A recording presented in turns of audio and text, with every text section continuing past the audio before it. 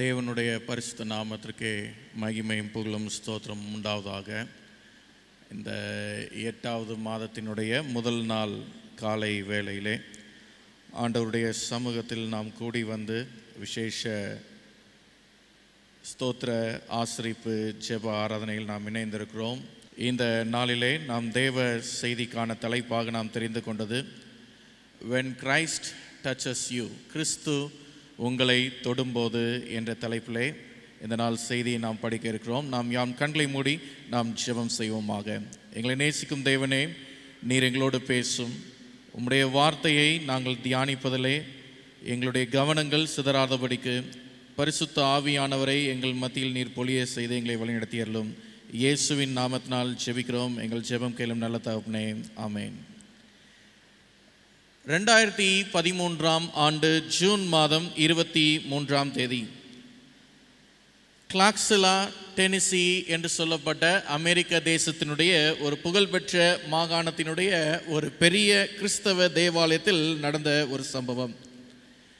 இந்த ஆராதனைகளில் ஏறக்குறைய 2000 விசுவாசிகள் ஒரு நாள் தொழுகையிலே பங்கு பெறுவார்கள்.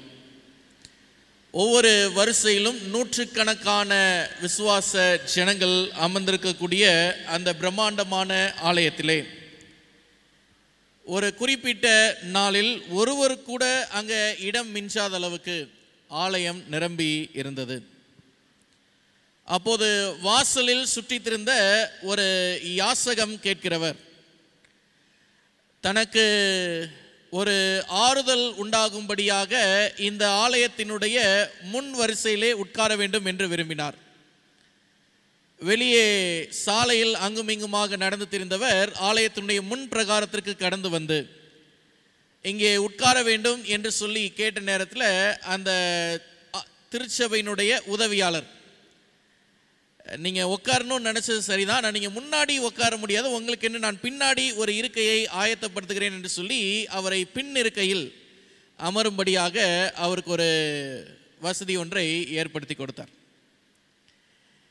இந்த யாசகம் கேட்கிறவர் இந்த கடைசி வரிசையில் உட்கார்ந்து கொண்டிருக்கும் வேளையிலே திருச்சபையினுடைய தலைமை மூப்பர் அவர்கள் முன் வந்து இந்த நாளில் புதிதாக பொறுப்பேற்றிருக்கிற போதகரை நான் முன்னிலையிலே அழைக்கிறேன் என்று சொல்லி அவர் ஒரு வார்த்தையை சொல்லும்போது விசுவாசிகள் எல்லாம் அமைதியாக காத்திருந்து யார் யார் என்ற கேள்வியோடு காத்திருந்தார்கள். அந்த கடைசி வரிசையில் உட்கார்ந்திருந்த அந்த யாசகம் கேட்கிறவர் எழுந்து தன்னுடைய மேல் வஸ்திரத்தை கலற்றி விட்டு அந்த திருச்சபையினுடைய முன்புறத்திற்கு கடந்து வந்தார். பாஸ்டர் வில்லி லேயல் அந்த திருச்சபையிலே வைக்கப்பட்டிருக்கிற அந்த மைக் தன்னுடைய கையில் எடுத்து, நான் பசியாயிருந்தேன், நீங்கள் எனக்கு ஆகாரம் கொடுத்தீர்கள். நான் நிர்வாணியாயிருந்தேன், நீங்கள் என்னுடைய நிர்வாணத்தை மறைத்தீர்கள். நான் சிறை கைதியாய் இருந்தேன், நீங்கள் என்னை வந்து சந்தித்தீர்கள் என்று சொல்லி விசுவாச பிள்ளைகளுக்கு முதல் நாளே நம்பிக்கையின் செய்தியை அவர் போதித்தார். போதித்து கொண்டிருக்கும் வேளையிலே அவர் சொன்னார், இந்த ஆலயத்தை சுற்றி நான் 4.5 நாட்களாக நான் நடந்து கொண்டிருக்கேன். 4.5 நாட்கள் ஒருவரும் என்னை சந்திக்கவில்லை, என்னை பார்த்து ஏன் என்று கேட்கவில்லை. 2000 பேர் அமர்ந்திருக்கக்கூடிய இந்த ஆலயத்தில் என்னோடு பேசினவர்கள் வெறும் 7 பேர் மாத்திரமே. எனவே இந்த நாளில் சபை விசுவாச பிள்ளைகளை பார்த்து பேசக்கூடியவர், போதுமான அளவுக்கு விசுவாச பிள்ளைகள் இருந்தாலும் எல்லாரும் சபையின் அல்லது கிறிஸ்துவின் சீஷர்கள் அல்ல என்ற ஒரு நிறைவோடு அந்த செய்தியை அவர் நிறைவு செய்தார். செய்தியை கேட்ட எல்லாமே அழுதுட்டு தான் வீட்டுக்கு போனாங்க. கிறிஸ்துவுக்கு பிரியமான விசுவாச பிள்ளைகளே, இன்றைக்கு நீங்களும் நானும் இந்த உலகத்தாரால் புறக்கணிக்கப்படுகிறோமா? 7 மாதங்களை கடந்து வந்த விசுவாச பிள்ளைகள் நாம் எத்தனை முறை நாம் இந்த பூலோகத்தின் உறவுகளால் நாம் புறக்கணிக்கப்பட்டவர்களாக இருக்கிறோம். Many times we are ignored by the earthly relationship. உலகத்தில் நமக்கு எந்த உறவு நெருக்கமாய் இருக்கும் என்பதை நாம் நம்பிக்கையாய் வைத்திருப்போமோ அந்த உறவில் இருப்பவர்களே நம்மை புறக்கணித்தவர்களாக இருக்கக்கூடிய நாட்களில் நாம் வாழ்ந்து கொண்டிருக்கிறோம்.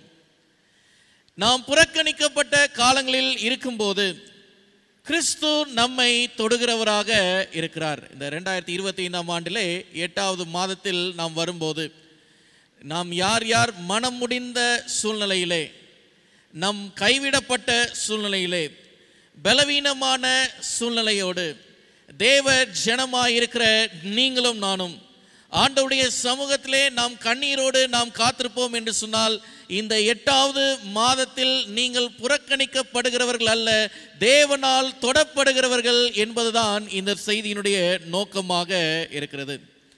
அப்போஸ்தலர் நடவடிக்கைகள் 3ஆம் அதிகாரம் 8வது வசனத்தை நாம் பார்ப்போம்.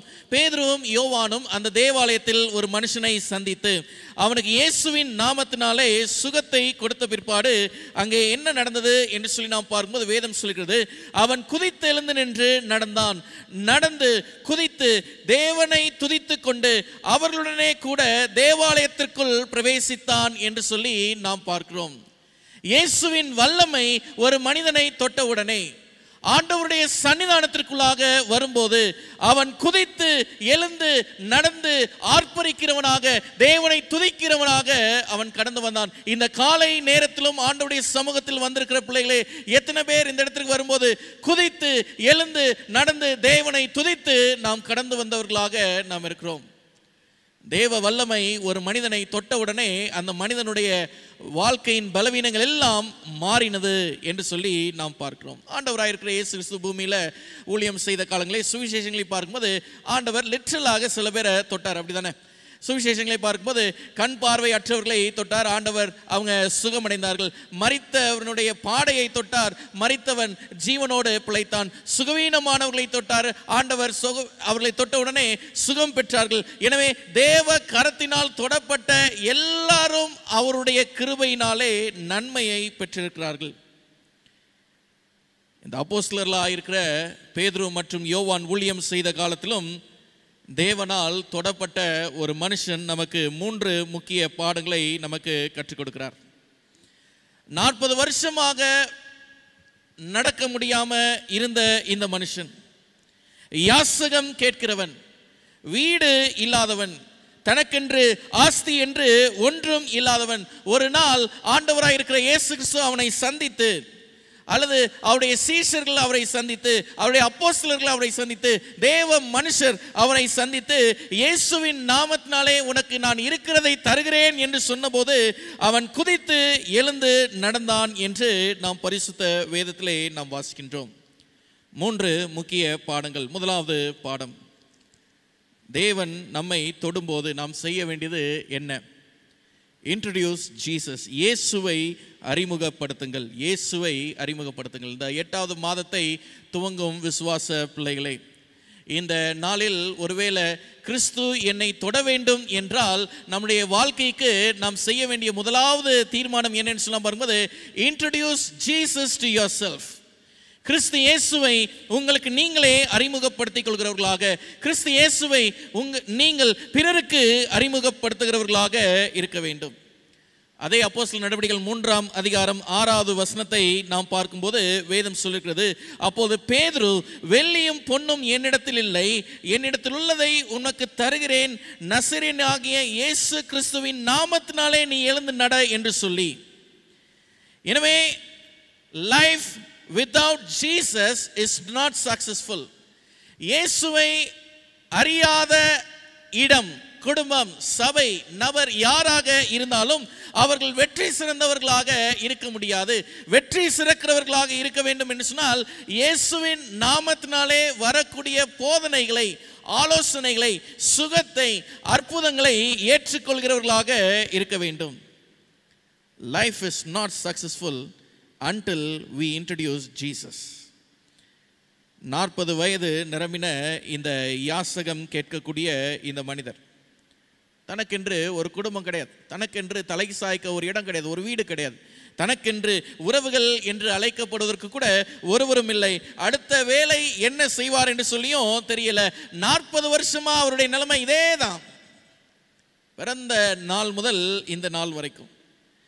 ஆனால் அப்படிப்பட்ட ஒரு மனுஷனுக்கும் அப்போஸ்தலனாய் இருக்கிற பேதுரு மற்றும் யோவான் இயேசு கிறிஸ்துவை அறிமுகம் செய்தார்கள். எனவே இயேசு கிறிஸ்துவை அறிமுகம் செய்த வேளையிலே வேதம் சொல்லுகிறது 7ஆம் வசனத்துல, வலது கையினால் அவனை பிடித்து தூக்கிவிட்டான், உடனே அவனுடைய கால்களும் கரடுகளும் பலன் கொண்டது என்று சொல்லி நாம் பார்க்கிறோம். When they heard about Jesus, he got the strength. இயேசுவை அவன் அறிமுகப்படுத்தி அவன் ஏற்றுக்கொண்ட உடனே அவனுக்கு எல்லா பலங்களும் கிடைத்தது. யோவானின் சுவிசேஷம் 14ஆம் அதிகாரம் 13ஆம் வசனம், 14:13, நீங்கள் என் நாமத்தினாலே எதை கேட்பீர்களோ குமாரனில் பிதா மகிமைப்படும்படியாக அதை செய்வேன். என் நாமத்தினாலே நீங்கள் எதை கேட்டாலும் அதை நான் என்ன செய்வேன்? உங்களுக்கு செய்வேன். இயேசுவை அறிமுகப்படுத்தக்கூடிய வேளையிலே இந்த 8வது மாதத்தினுடைய துவக்கத்தில் ஒருவேளை 7 மாதங்கள் என்னுடைய ஜெபங்கள் கேட்கப்படவில்லை, 7 மாதங்கள் ஆண்டவர் எனக்கான ஆசீர்வாதத்திலே தாமதத்தை ஏற்படுத்தியிருக்கிறார் என்று சொன்னால், வேதம் சொல்கிறது என் நாமத்தினாலே நீங்கள் எதை கேட்டாலும் நான் உங்களுக்கு தருகிறேன். என் நாமத்தினாலே எதை கேட்பீர்களோ குமாரனில் பிதா மகிமைப்படும்படியாக அதை நான் செய்வேன் என்று சொல்லி நாம் பார்க்கிறோம். இயேசுவே நம்முடைய நம்பிக்கையாக இருக்கிறார். எனவே இந்த யோவானின் சுவிசேஷத்தில் நம்ம ஒரு வசனத்தை நம்ம இந்த இடத்துல நம்ம பார்க்கிறோம். ஆண்டவராக இருக்கிற இயேசு கிறிஸ்து அவருடைய நாமத்தினாலே நாம் எதை கேட்டாலும் நமக்கு செய்கிறவராக இருக்கிறார். சரி, முதல்ல நம்ம யார் அறிமுகப்படுத்தணும்? கிறிஸ்து இயேசுவை நாம் அறிமுகப்படுத்துகிறவர்களாக இருக்க வேண்டும். இந்த 8வது மாதத்தில் குடும்பங்களுக்கு கிறிஸ்துவை அறிமுகப்படுத்துங்கள், தனிப்பட்ட ஆவிக்குரிய வாழ்க்கைக்கு கிறிஸ்துவை அறிமுகப்படுத்துங்கள், சபைக்கு கிறிஸ்துவை அறிமுகப்படுத்துங்கள், மனுஷர்களுக்கு கிறிஸ்துவை அறிமுகப்படுத்துங்கள். ஏனென்றால் ஆண்டவருடைய வருகை சமீபமாக இருக்கிறது. 2வது பாடம், ஜெபத்தை அறிமுகப்படுத்துங்கள். Introduce the prayer life in them. அப்போஸ்தலர் நடவடிக்கைகள் 3ஆம் அதிகாரம் 7வது வசனத்தை நாம் பார்ப்போம். வேதம் சொல்கிறது, வலது கையினால் அவனை பிடித்து தூக்கிவிட்டான், உடனே அவனுடைய கால்களும் கரடுகளும் பலன் கொண்டது என்று சொல்லி நாம் பார்க்கிறோம். எனவே ஆண்டவராய் இருக்கிற இயேசு கிறிஸ்து இன்னைக்கு அவருடைய ஜனத்தை கொண்டு நம்மை மீட்கிறவராக இருக்கிறார். எனவே நம்ம மோஸ்ட் ஆஃப் அஸ் இங்கே இருக்கிறவங்க எல்லாமே கிராஜுவேட்ஸ். நம்ம நினைக்கிறோமா அந்த வேலை வாய்ப்பு, இந்த பட்டம் இதெல்லாமே தானாக அப்படியே வந்துருச்சு என்று சொல்லி நம்ம நினைக்கிறோமா? அப்படி நினைத்தோம் என்று சொன்னால் உண்மை என்னது என்று சொல்லலாம் பார்க்கும்போது, இதெல்லாம் யாரோ ஒருத்தர் ஏறெடுத்த ஜெபம், யாரோ ஒருத்தர் நமக்காக ஆண்டவருடைய பாதத்திலே கண்ணீர் சிந்தி இவங்க நல்லா இருப்பதற்கு கொஞ்சம் உதவி பண்ணுங்க ஆண்டவரே என்று சொல்லி ஏறெடுத்த ஒரு தியாகத்தின் அடிப்படையிலே நமக்கு கிடைத்த வரன்கள். எனவே நாம் பெற்றிருக்கிற வேலையாக இருந்தாலும் சரி, நாம் பெற்றிருக்கக்கூடிய குடும்ப வாழ்க்கையாக இருந்தாலும் சரி, நாம் பெற்றிருக்கிற சத்தியமாக இருந்தாலும் சரி, என்ன விஷயமாக இருந்தாலும் சரி, அது தானாக நமக்கு தோன்றினது அல்ல. யாரோ ஒருவருடைய ஜெபத்தினால் நமக்கு தோன்றின ஒன்று. Somebody prayed, somebody helped us and somebody strengthened us. யாரோ ஒருத்தர் ஜெபம் பண்ணாங்க, யாரோ ஒருத்தர் உதவி பண்ணாங்க, யாரோ ஒருத்தர் பலப்படுத்தினாங்க. இன்னைக்கு நம்ம ஆண்டவருடைய சமூகத்தில் இருக்கிறோம். இந்த 8வது மாதத்திலையும் ஆண்டவராய் இருக்கிற இயேசு கிறிஸ்து யாரையாவது ஒருத்தரை கொண்டு நம்மளை என்ன செய்வாரு? பலப்படுத்துவாரு, நமக்காக ஜெபத்தை ஏறெடுப்பாரு, நமக்கான நம்பிக்கையும் ஆண்டவர் கொடுத்தருள்வார். 8வது மாதத்தை துவங்கும் போதும் ஆண்டவருடைய அதிசயமான கரம் நம்மோடு இருக்கும் என்பதில் எந்த விதமான சந்தேகமும் இல்லை. லூக்காவின் சுவிசேஷம் 6ஆம் அதிகாரம் 38ஆம் வசனத்தை நாம் பார்ப்போம். லூக்காவின் சுவிசேஷம் 6ஆம் அதிகாரம் 38ஆம் வசனத்தை நாம் வேதத்திலிருந்து நாம் பார்ப்போம். வேதம் சொல்லுகிற லூக்கா 6:38, கொடுங்கள் அப்பொழுது உங்களுக்கு கொடுக்கப்படும், அமுக்கி குலுக்கி சரிந்து விழும்படி நன்றாய் அளந்து உங்கள் மடியிலே போடுவார்கள், நீங்கள் எந்த அளவினால் அளக்கிறீர்களோ அந்த அளவினால் உங்களுக்கும் அளக்கப்படும். எனவே இந்த மாதத்திலே நம்ம கொடுக்கக்கூடிய 2வது பாடம், எந்த அளவினால் அளக்கிறீர்களோ அந்த அளவினால் உங்களுக்கு அளக்கப்படும். எந்த அளவுக்கு நம்ம கொடுக்கிறோமோ அந்த அளவுக்கு நமக்கு கொடுக்கப்படும். எந்த அளவுக்கு நம்ம எடுக்கிறோமோ அந்த அளவுக்கு நம்ம இடத்துல இருந்து எடுக்கப்படும். எந்த அளவுக்கு நம்ம ஜெபம் பண்றோமோ அந்த அளவுக்கு நமக்கு என்ன செய்யும்? ஆண்டவருடைய ஆசீர்வாதம் நமக்கு இறங்கும். எனவே ஜெபத்தை அறிமுகப்படுத்துங்கள். 8வது மாதத்தில் ஒவ்வொரு நாட்டிலும் ஜெபத்தை நாம் அறிமுகப்படுத்துகிறவர்களாக நாம் இருக்க வேண்டும். மார்மன்ஸ் சர்ச் ஒருவேளை நம்ம அதை கேள்விப்பட்டிருப்போம். இந்த சபைக்கென்று ஒரு கோட்பாடு இருக்காது, ஒரு சத்தியம் இருக்காது, ஒரு ஒழுங்குமுறைகள் எதுவுமே பெரிதாய் கிடையாது. இந்த மார்மன்ஸ் சர்ச்சில் பார்த்தோன்னா அவங்க தொழுகையில் பார்த்தோன்னா ஆலயம் நிரம்பி இருக்கும். என்ன ரகசியம் அப்படின்னு சொல்லி கேட்கும்போது அவங்க சொல்லக்கூடிய பதில் என்ன என்று சொல்லி நாம் பார்க்கும்போது, அவங்க வீட்டுக்கு போய் அவங்க வீட்டில் ஏதாவது வேலை, ஒரு புல்லு வெட்டுற வேலை இல்லை அவங்களுக்காக தண்ணீர் தூக்குற வேலை, இந்த மாதிரி வேலை செஞ்சு கொடுத்தா அவங்க சொல்லுவாங்க, சரிப்பா எங்கேருந்து வரீங்க? மார்மன்ஸ் சர்ச்லேருந்து வரோம், இந்த ஞாயிற்றுக்கிழமை நாங்கள் உங்கள் சர்ச்சுக்கு வரோம். தேவ ஜனமே, ஒரு சின்ன ஜெபம், ஒரு சின்ன சிரிப்பு, ஒரு சின்ன வார்த்தை யாரையாவது ஒரு நாள் நிச்சயமாக என்ன செய்யும்? ஒவ்வொரு நாளும் பலப்படுத்தும். நம்ம உபத்திரவப்படுகிறோம் என்று சொன்னால் நம்முடைய உபத்திரவத்தை பார்க்கிற யாரோ ஒருத்தர் என்ன செய்வாங்க? மனம் திரும்புவாங்க. உபத்திரவத்தை சந்தித்திருக்கிற நம்மளை என்ன செய்வோம்? சில நேரத்தில் மனம் திரும்புவோம். தேவனுக்கு பிரியமான பிள்ளைகளே, ஜெபத்தை நாம் அறிமுகப்படுத்துகிறவர்களாக இருக்க வேண்டும். கடைசியாக நாம் பார்ப்பது, மனுஷர்களை அறிமுகப்படுத்துங்கள். Introduce humans to your life. அப்போஸ்தலர் நடபடிகள் 3ஆம் அதிகாரம் 4, 5 ஆகிய வசனங்களை நாம் பார்ப்போம். வேதம் சொல்கிறது, பேதுருவும் யோவானும் அவனை உற்று பார்த்து எங்களை நோக்கி பார் என்றார்கள். அவன் அவர்களிடத்தில் ஏதாகிலும் கிடைக்கும் என்று எண்ணி அவர்களை நோக்கி பார்த்தான். 40 வருஷமா ஆலயத்தினுடைய வாசலில் உட்கார்ந்துட்டு இருக்கிறான். எத்தனையோ பேர் பார்த்துட்டு போனாங்க, ஒருத்தரும் நின்று பேசினதாக பதிவிடப்படவில்லை. ஆனா இந்த 2 பேர், இந்த புறக்கணிக்கப்பட்ட இந்த யாசகம் கேட்கிற இடத்துல இவனை சந்தித்து இவனிடத்தில் பேசி, எங்களை உத்து பாரு, உனக்கு என்ன வேணும், நீ கேட்கறது எங்களிடத்துல கிடையாது, ஆனா நாங்க வச்சிருக்கிறது உனக்கு இயேசுவின் நாமத்தினாலே தர்றோம்னு சொல்லி அவன் கையை பிடிச்சு எழுந்து நடக்க வைத்தாங்க. மனுஷர்களை அறிமுகப்படுத்துங்கள். இன்னைக்கு நிறைய பேர் நம்ம தனிமையாக நம்ம வாழ்ந்து கொண்டிருக்கிறோம். நிறைய பேர் தனிமையில் வாழ்ந்து கொண்டிருக்கிற வேளையிலே இந்த யாசகம் கேட்குற போலதான் நம்ம நிலைமை இருக்குது. அடுத்த நாள் என்ன செய்ய போறோம், அடுத்த வேலை என்ன செய்ய போறோம், வாழ்க்கை எங்க போயிட்டு இருக்குது, எந்த இடத்துல நமக்கான திருப்பு முனை ஏற்படும் என்று சொல்லி பல்வேறு சிந்தனைகளோடு நம்முடைய வாழ்க்கை போய் கொண்டிருக்கிற வேளையில யாராவது முன்னாடி வந்து அந்த வெள்ளியும் பொண்ணும் அள்ளி போட்டாங்கன்னா வாழ்க்கையில் உள்ள பிரச்சனைலாம் தீந்துருன்றது கிடையாது. பாக்கெட்ல இருக்கிற பர்ஸ் எடுத்து கீழே போட்டு இதை எடுத்துக்கொண்டு சொன்னா நம்மளுடைய வாழ்க்கையினுடைய பிரச்சனைலாம் தீந்துருன்றது கிடையாது.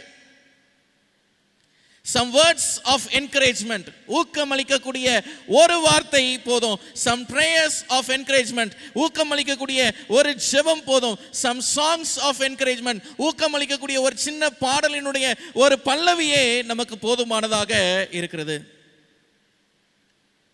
2005ஆம் ஆண்டுல ஒரு கேம்ப் மீட்டிங், நான் வாலிப நாட்களில் இருந்தபோது ஒரு கேம்ப் மீட்டிங் பிரம்மாண்டமாக நடந்து கொண்டிருக்கிறது. பல ஏறக்குறைய 100கணக்கான வாலிபர்கள் கூடியிருக்கிறார்கள் வடதமிழ் கான்ஃபரன்ஸ் பகுதியில். ஒருத்தரை நோட்டமிட்டு கொண்டே இருந்தேன். தனிமையாகவே இருக்கிறார், தனியாக போகிறார், தனியாக வர்றார், தனியாக சாப்பிட்றாரு. என்ன நடக்குது ஒன்றும் புரியல. கேம்ப் மீட்டிங் எல்லாரும் சேர்ந்து பழகி கொண்டு இருக்கிறாங்க. கடைசியாக இந்த நாள் மாலையோட இந்த கேம்ப் ஃபயரோட செஷன் எல்லாம் முடிய போது அவர்கிட்ட எப்படியாவது பேசணும் என்று சொல்லிட்டு அவர்கிட்ட போய் பேசினதும், பிரதர் உங்க பேர் என்னன்னு சொல்லி கேட்டதும் அவர் கண்ணீர் விட்டு கதறி அழ ஆரம்பிக்கிறார். ஒரு வார்த்தை சொன்னார், இன்னைக்கு நீங்க கூட என்கிட்ட பேசலன்னா நான் வீட்டுக்கு போனதும் என் வாழ்க்கையை நான் முடிச்சிருப்பேன். என்ன விதமான அறிமுகத்தை நாம் பிற மனிதர்களிடத்தில் நாம் காட்டுகிறோம். எத்தனையோ பேர் இன்னைக்கு தனிமையாக இருக்கக்கூடிய வேளையிலே, மனம் நொந்து வாழ்ந்து கொண்டிருக்கிற இந்த சூழ்நிலை, அடுத்த நிமிஷத்தில் என்ன செய்வோம் என்று சொல்லி கலங்கி நிற்கக்கூடிய வேளையிலே, தேவ ஜனமாயிருக்கிற நீங்களும் நானும் இயேசு கிறிஸ்துவை அவர்களுக்கு அறிமுகப்படுத்துங்கள். ஜெபத்தை அவர்களுக்கு அறிமுகப்படுத்துங்கள். மனுஷர்களை அவர்களுக்கு அறிமுகப்படுத்துங்கள். 2 வசனங்களை வாசித்து நாம் நிறைவு செய்வோம். எபிரேயரின் நிருபம் 13ஆம் அதிகாரம் 2வது வசனத்தை நாம் வேதத்தில் நாம் பார்ப்போம். எபிரேயர் 13ஆம் அதிகாரம் 2வது வசனத்தை நாம் வேதத்தில் நாம் பார்ப்போம். வேதம் சொல்கிறது, அந்நியரை உபசரிக்க மறவாதிருங்கள். அதனாலே சிலர் அறியாமல் யாரை உபசரித்திருக்காங்க? தேவ தூதர்களையும். எனவே மனுஷர்களை அறிமுகப்படுத்துகிற நாம் தேவ வசனம் சொல்லியிருக்கிறது, நாம் சில நேரத்திலே அறியாமையினாலே தேவ தூதர்களையும் நாம் உபசரிப்பது உண்டு என்று சொல்லி. நீதிமொழிகள் 11ஆம் அதிகாரம் 25ஆம் வசனத்தை நாம் வேதத்திலிருந்து நாம் பார்ப்போம். வேதம் சொல்கிறது, நீதிமொழிகள் 11:25, வேதம் இப்படியாக சொல்லியிருக்கிறது, உதார குணமுள்ள ஆத்மா செழிக்கும், எவன் தண்ணீர் பாய்ச்சுகிறானோ அவனுக்கு தண்ணீர் பாய்ச்சப்படும் என்று நாம் பரிசுத்த வேதத்திலே நாம் வாசிக்கின்றோம். இந்த காலை நேரத்தில் ஆண்டவருடைய சமூகத்திலிருந்து கடந்து செல்கிற நீங்களும் நானும், கிறிஸ்து நம்மை தொடும்போது நம்முடைய குணம் மாறுகிறது. நம்முடைய குணம் கிறிஸ்துவை அறிமுகப்படுத்துகிறது. நம்முடைய குணம் ஜெபத்தை அறிமுகப்படுத்துகிறது. நம்முடைய குணம் மனுஷனை அறிமுகப்படுத்துகிறது. எனவே கிறிஸ்துவை சந்தித்திருக்கிற நீங்களும் நானும் குணமாற்றம் அடைந்தவர்களாக இந்த 8வது மாதத்தை நாம் துவங்குகிறோம். உதார குணமுள்ளவர்களாக நாம் மாறும்போது நாம் எவ்வளவுக்கு அதிகமாய் நாம் கொடுக்கிறோமோ அவ்வளவுக்கு அதிகமாய் நமக்கு கொடுக்கப்படும். நாம் தண்ணீர் பாய்ச்சினால் நமக்கு தண்ணீர் பாய்ச்சப்படும். இந்த காலை நேரத்திலும் ஆண்டவருடைய சமூகத்திலிருந்து நாம் கடந்து செல்லும் போது நம்முடைய மனதிலே நாம் வைத்திருக்கக்கூடிய நம்பிக்கை, இந்த மாதத்தில் ஆண்டவர் என்ன செய்யணும், என்னைய தொடணும். இந்த மாதத்தில் நான் இயேசுவை அறிமுகப்படுத்தணும். இந்த மாதத்தில் நான் ஜெபத்தை அறிமுகப்படுத்தணும். இந்த மாதத்தில் நான் மனுஷனை நான் அறிமுகப்படுத்த வேண்டும். தேவன் நம்ம ஒவ்வொருவரையும் ஆசீர்வதித்து வழிநடத்துவாராக. ஆமென். மகிமையின் தேவனே, மகத்துவ ராஜனே, இந்த பரிசுத்தமான நேரத்திலே உம்முடைய பாதத்தில் நாங்கள் காத்திருந்து, இதோ நாங்கள் எங்களுடைய நன்றி பலிகளை செலுத்தி 7 மாதங்களில் எங்களை வழிநடத்தி வந்த தேவனுக்கு நாங்கள் நன்றி செலுத்தியும், 8வது மாதத்தின் துவக்கத்திலே எங்களை வழிநடத்தும் தேவன் மேலே நாங்கள் நம்பிக்கை வைத்தும் நாங்கள் கடந்து செல்கிறோம். அதிசயமானவரே, நீர் எங்களுக்கு செய்து வந்த நன்மைகள் ஏராளமாக இருக்கிறது ஆண்டவரே. அதை நாங்கள் நினைத்து பார்க்கும்போது எங்களுடைய இருதயம் ஆனந்தத்தினால் நிறைந்திருக்கிறது. இந்த காலை நேரத்திலும் ஆண்டவரே, நாங்கள் கேட்ட சத்தியத்திற்கு எங்களை நாங்கள் ஒப்புக் கொடுக்கிறோம். கிறிஸ்து எங்களை தொடும்போது நாங்கள் உம்மை அறிமுகப்படுத்துகிறவர்களாகும். கிறிஸ்து எங்களை தொடும்போது நாங்கள் ஜெபத்தை அறிமுகப்படுத்துகிறவர்களாகும். கிறிஸ்து எங்களை தொடும்போது நாங்கள் பிற மனுஷர்களை அறிமுகப்படுத்துகிறவர்களாகும். எங்களுடைய வாழ்க்கையை நாங்கள் மாற்றும் போது தேவனே, இதுவரைக்கும் நாங்கள் கேட்டிருந்த எல்லா ஜெபங்களுக்கும் மேலான நன்மைகளை நீங்கள் தருவீர் என்பதை நாங்கள் நம்புகிறோம் ஆண்டவரே. ஆண்டவரே, என் நாமத்தினாலே நீங்கள் எதை கேட்டாலும் தருவேன் என்று சொன்ன தேவன், இந்த காலை நேரத்திலும் எங்களுடைய விசுவாச பிள்ளைகள் எந்த நோக்கத்திற்காக உம்முடைய சன்னிதானத்தில் வந்து தன்னை தாழ்த்தி இருக்கிறார்களோ அவர்கள் என்ன கேட்டாலும் நீ அதனை செய்யும்படியாக உம்மிடத்திலே நாங்கள் தயவாக நாங்கள் கேட்கிறோம் எங்கள் நல்ல தேவனே. ஆண்டவரே, கடந்து போன 7 மாதங்களில் சுகவீனங்கள் ஏற்பட்டதுண்டு ஆண்டவரே, இடரல்கள் ஏற்பட்டதுண்டு, தளர்வுகள் ஏற்பட்டதுண்டு ஆண்டவரே, மனசோர்வுகளும் கண்ணீரும் எங்களை பற்றினது உண்டு. எல்லாவற்றிலேயும் எங்கள் தேவனாகிய கர்த்தர் எங்களை உம்முடைய மார்போடு அணைத்து கொண்டு எங்களை தூக்கி சுமந்து வந்தீரே, உமக்கு நாங்கள் நன்றி செலுத்துகிறோம் ஆண்டவரே. இந்த 8வது மாதத்திலும் கர்த்தருடைய துணை எங்களுக்கு பெரிதாய் இருக்கட்டும். இந்த காலை நேரத்தில் ஆண்டவருடைய சமூகத்திற்கு வந்து தன்னை அர்ப்பணித்து கிறிஸ்துவின் சமூகத்தில் ஒப்பு கொடுத்து கடந்து செல்கிற ஒவ்வொரு பிள்ளைகளோடும் தேவ சமாதானம் இந்த மாதத்தினுடைய 31 நாட்களிலும் நீர் அவர்களை பாதுகாத்து நன்மையின் பாதையிலே நீர் அவர்களை வழிநடத்தியலும், தொடர்ந்து உம்முடைய தூதர்களுடைய பாதுகாப்பும் பரிசுத்த ஆவியானுடைய வழிநடத்துதலும் எங்கள் ஒவ்வொருடைய இருதயத்திலும் என்னென்னைக்கும் இருந்துள்ளட்டும். இயேசுவின் நாமத்தினால் ஜெபிக்கிறோம் எங்கள் செமக்கையில் நல்ல தகப்பனே, ஆமென். என் ஆத்மாவே கர்த்தரை ஸ்தோத்திரி, என் முழு உள்ளமே கர்த்தரின் நாமத்தை ஸ்தோத்திரி. என் ஆத்மாவே கர்த்தரை ஸ்தோத்திரி, கர்த்தர் செய்த சகல வார்த்தை மறவாதே. ஆமென். நம்முடைய கர்த்தராக இருக்கிற இயேசு கிறிஸ்துவின் அன்பும் பிதாவானுடைய வழிநடத்துதலும் பரிசுத்த ஆவியானுடைய பிரசனமும் தேவ தூதருடைய பாதுகாவலும் விசேஷமாக இந்த மாத பிறப்பின் ஸ்தோத்திர ஆராதனையில் பங்கு பெற்றிருக்கிற ஒவ்வொரு விசுவாச பிள்ளைகளோடும் இன்றும் என்றும் சதா சர்வ காலமும் இருப்பதாக. ஆமென்.